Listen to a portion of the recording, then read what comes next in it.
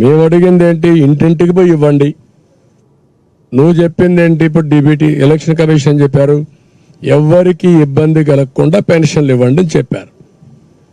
నీకు ఇబ్బంది ఏంటి? 1,25,000 మంది 2 రోజుల్లో, ఒక రోజు కాదు 2 రోజులు, రోజుకి 20 మందికి ఏమంటే పెన్షన్.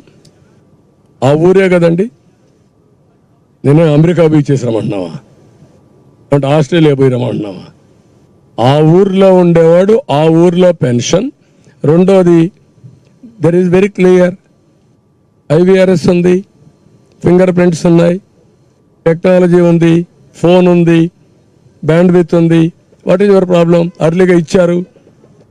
నువ్వు అంటున్నావు ఎవ్రీడే తెల్లవారుతో నెలవారీగా మొదటి తారీఖుని తెల్లవారుజామున పోయి ఇచ్చాం, పోటీ పడి ఇచ్చామన్నారు కదా. ఇప్పుడు ఎందుకు ఇవ్వరు ఆ పోటీ పడి? అంటే ఇప్పుడు ఇవ్వకూడదు.